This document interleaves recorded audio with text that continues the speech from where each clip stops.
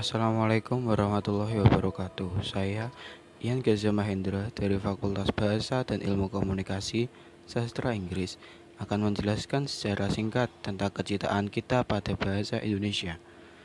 Bahasa Indonesia merupakan wadah pemersatu bangsa. Dengan bahasa Indonesia, bangsa Indonesia mampu mempersatukan semua suku, bangsa, agama, bahasa, dan budaya.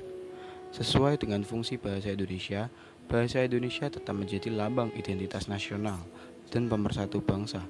Sering dengan kemajuan zaman dan perkembangan bahasa di dunia, bahasa Indonesia merupakan bahasa resmi Negara Kesatuan Republik Indonesia dan juga merupakan bahasa persatuan bahasa Indonesia. Bahasa Indonesia diresmikan penggunaannya setelah proklamasi kemerdekaan Indonesia. Bahasa Indonesia sebagai alat komunikasi yang dijadikan status sebagai bahasa persatuan, dan kita juga diajarkan sejak anak-anak. Bahasa Indonesia tidak akan lepas dari kebudayaan bangsa Indonesia, karena bahasa Indonesia dijadikan alat berkomunikasi dengan suku tanah air ini.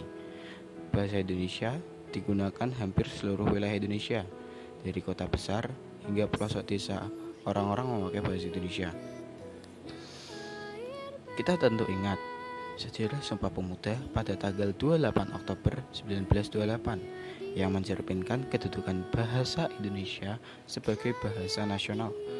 Sesuai dengan kedudukannya, bahasa Indonesia mempunyai fungsi, yaitu sebagai lambang kebanggaan nasional, lambang identitas nasional, sebagai alat pemersatu bangsa, dan sebagai alat penghubung antar daerah dan antar budaya.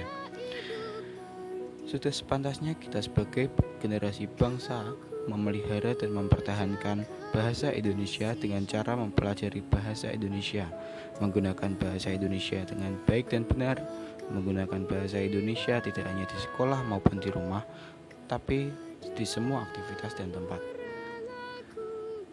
Penggunaan bahasa Indonesia dengan semangat Sumpah Pemuda, kita tingkatkan rasa cinta bahasa Indonesia melalui penggunaan bahasa Indonesia yang baik dan benar, sebagai wujud rasa cinta kita terhadap bahasa Indonesia.